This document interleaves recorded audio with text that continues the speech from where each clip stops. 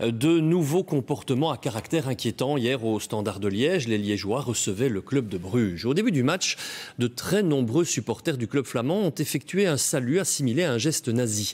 La direction brugeoise a communiqué pour condamner ces agissements qui sont manifestement totalement assumés. Les auteurs apparaissent à visage découvert. Ils ont même affiché dans leur tribune un drapeau hostile au mouvement antifasciste. Gary Wantier, Valérie Lafleur et Dominique Dussin.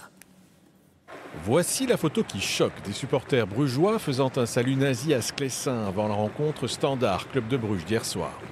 Un salut nazi un peu particulier puisqu'il s'agit du salut de Kühnen, plus discret que le salut hitlérien original. Ce salut, c'est non seulement un salut nazi, clairement, le bras tendu, mais les trois doigts mis en avant, c'est l'honneur au Troisième Reich. Donc c'est encore plus nazi que le salut d'origine. Les saluts nazis ont eu lieu alors que se déroulait une petite cérémonie antiraciste organisée avant la rencontre Standard-Bruges.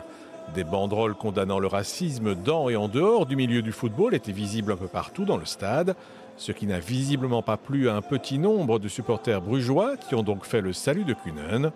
Ce n'est pas évidemment une première dans le milieu du foot et les supporters brugeois n'ont pas l'exclusivité des démonstrations racistes. Le milieu du football, de manière générale, est touché par le racisme, comme le reste de la société, par une extrême droitisation de certains de ses supporters, et je dis bien de certains de ses supporters. Ça reste des minorités, mais effectivement au club de Bruges, mais pas uniquement au club de Bruges, donc un peu plus au nord, au Beerschot, du côté d'Anvers, c'est exactement la même situation.